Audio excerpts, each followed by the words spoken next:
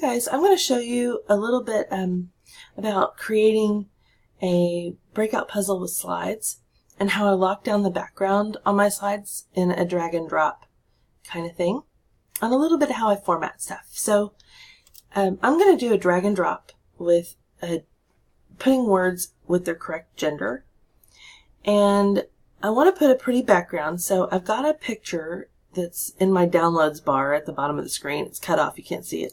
I'm just going to click and drag it right in here. I don't know if you knew that, but you could just click and drag it right into Google Slides. And I'm going to throw this in here. I think that's a pretty picture.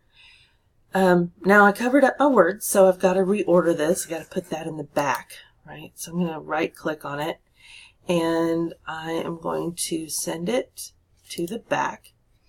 Okay, great. And I also need some bins that I can put in here for them to sort into. So I'm going to go up here to shapes. I'm going to make a shape, and I'm going to call this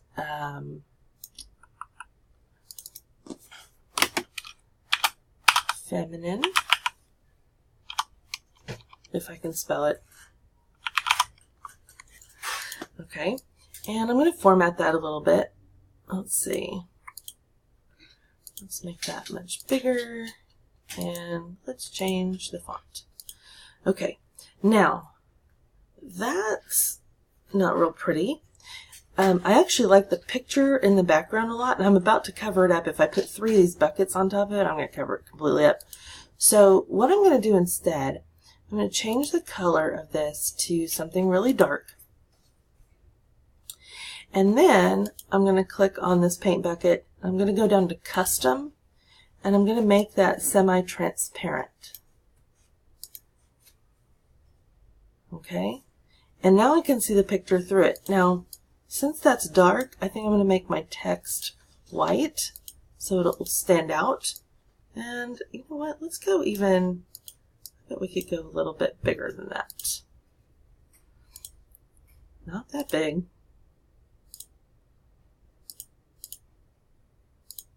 There we go. Okay, so now you can see my picture through the bucket. I might want to outline it in black and make it maybe a thicker outline just to make that stand out a little bit. And I could even do the outline in white. Oh, maybe. There we go. Okay, just to make that stand out. Now once I have one bucket the way I want it, I can just copy and paste that to make 3. And then I can change the titles on them.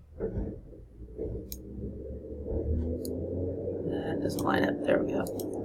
So now I'm going to change this to masculine. And I'm going to change this one to neuter. Okay. So now this is the way I want it. The problem is if I give this to the kids and they drag this and drop it, they might accidentally, well, first of all, it went behind it. This bucket ended up being in front of my word. Okay, so that's a problem. Also, they could accidentally drag and drop my background or my buckets, and I don't want them to be able to do that. So here's what I'm going to do instead. I'm actually going to make a copy of this thing just because I already have my words on it, and I don't want to accidentally get rid of my words. So I'm going to go to Insert, a new slide. I could, actually, that's not what I wanted to do at all. I really wanted to copy and paste that slide. Let's duplicate slide. There we go. Okay. So with this first one, I'm going to leave that alone for right now. With the second one, I am going to get rid of all my words so that I can focus just on the background. And what I'm going to do is just create an image, a complete one image from everything I want in the background. So when I have it the way I want, I don't know, I might want to lighten up the background a little bit. Let's see. If I take this and I go to format, I can change the transparency. That'll wash out the background just a little bit, make that pop a little bit more. Okay, that's good. All right, so now this is the image that I want for the background. So I'm going to now save this as a picture. So I'm going to go to File, Download as JPEG, current slide, and that will take whatever slide you're on at the moment and just download it as a picture. Okay, so that's great. So now this one, I'm going to go ahead and get rid of the background here. And I'm going to go up to the background button.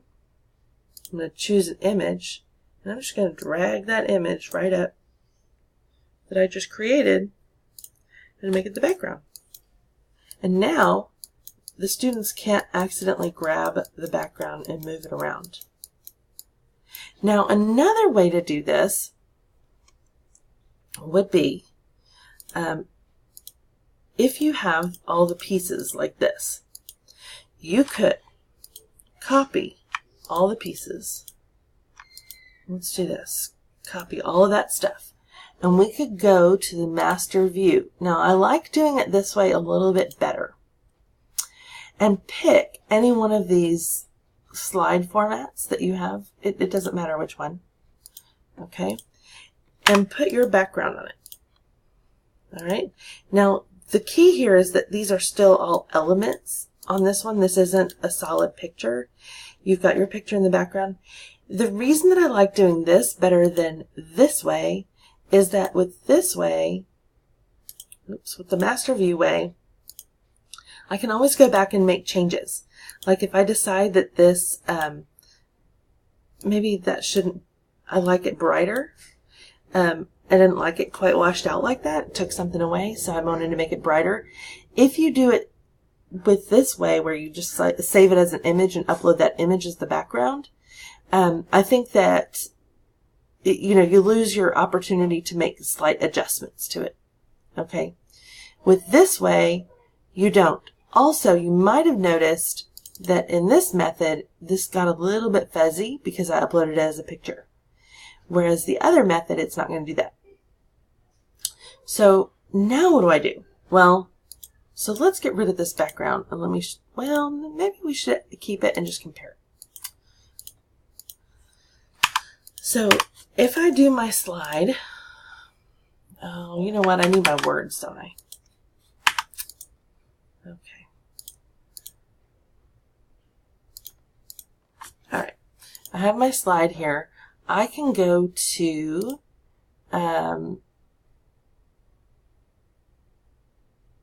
which one? Slide, apply layout, and see how that pops up as one of my layouts? And I put it right there. Now, it's still not something that you can click and drag. It's still like that. But if I needed to edit it, do you see how much clearer that is than that one? See how it's kind of fuzzy on the one that I uploaded the image?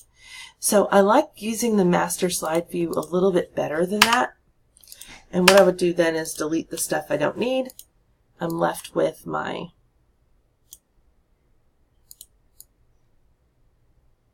slides here with my words, and I've got a good slide that I can use as a puzzle. I hope that helps.